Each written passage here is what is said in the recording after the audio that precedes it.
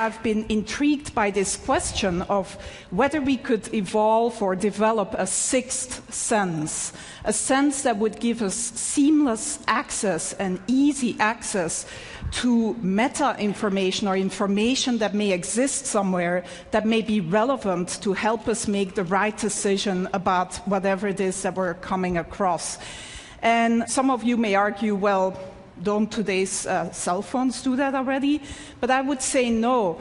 When you meet someone here at TED, and this is the top networking place, of course, of the year, you don't shake somebody's hand and then say, can you hold on for a moment while I take out my phone and Google you? Or when you go to the supermarket and you're standing there in that huge aisle of different types of toilet papers, you don't take out your cell phone and open a browser and go to a website to try to decide which of these different toilet papers is the most ecologically responsible purchase to make. So we don't really have easy access to all this relevant information that can just help us make optimal decisions about what to do next and what actions to take.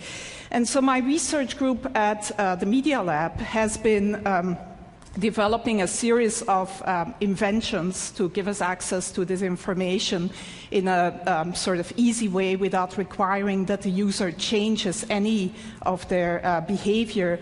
And I'm here to unveil our latest effort and most successful effort so far, which is still very much a work in process.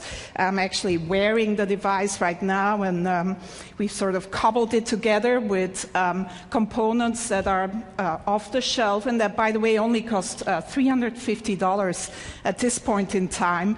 I'm wearing a camera, just a simple webcam, a portable battery-powered projection system with a little mirror. These components communicate to my cell phone in my pocket, which acts as the communication and computation device. And in the video here, we see my student Pranav Mistry, who's really the genius who's been implementing and designing this whole system. And we see how this system lets him walk up to any surface and start using his hands to interact with the information that is projected in front of him. The system tracks the 4 significant fingers. In this case, he's wearing simple marker caps that you may recognize.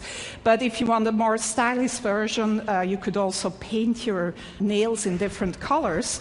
And the camera basically tracks these 4 fingers and recognizes any gestures that he's making, so he can just go to, for example, a map of Long Beach, zoom in and out, etc.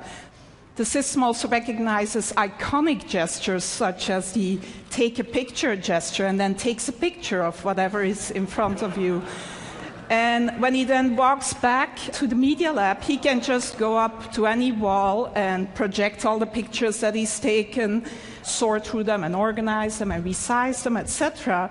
Again, using all natural gestures. So some of you most likely were here 2 years ago and saw the demo by Jeff Hahn, or some of you may think, well, doesn't this look like the Microsoft Surface table? And yes, you also interact using natural gestures, both hands, etc. But the difference here is that you can use any surface. You can walk up to any surface, including your hand, if nothing else is available, and interact with this projected data. The device is completely portable and can be...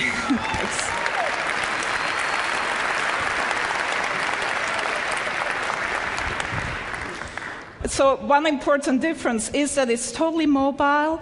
Another even more important difference is that in mass production, this would not cost more tomorrow than today's cell phones, and would actually not sort of be a bigger package and could look a lot more stylish than this version that I'm wearing around my neck. But other than letting some of you live out your fantasy of looking as cool as Tom Cruise in Minority Report, the reason why we're really excited about this device is that it really can act as one of these sixth sense devices that gives you relevant information about whatever is in front of you. So we see Pranav here going into the supermarket, and he's shopping for some paper towels. And as he picks up a product, the system can recognize the product that he's picking up using either image recognition or marker technology and give him the green light or an orange light. He can ask for additional information.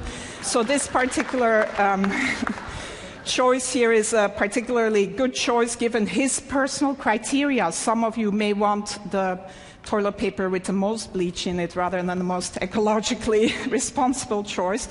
But if he picks up a book in the bookstore, he can get the Amazon rating, gets projected right on the cover of the book. This is Juan's book, our previous speaker, which gets a great rating, by the way, at Amazon. And so Pranav turns the page of the book and can then see additional information about the book, reader comments, maybe sort of information by his favorite critic, etc. If he turns to a particular page, he finds an annotation by maybe an expert of a friend of ours that gives him a little bit of additional information about whatever is on that particular page. Reading the newspaper, it never has to be outdated. You can get video annotations of the events that you're reading about. You can get the latest sports scores, etc. This is a more controversial one. As you interact with someone at TED, maybe, you can see a word cloud of the tags, the words that are associated with that person in their blog and personal web pages. In this case, the student is interested in cameras, etc. On your way to the airport, if you pick up your boarding pass, it can tell you that your flight is delayed, that the gate has changed, etc. And if you need to know what the current time is, it's as simple as drawing a watch on your arm. So that's where we're at so far in developing this sixth sense that would give us seamless access to all this relevant information about the things that we may come across. My student, Pranav, who's really, like I said, the genius behind this.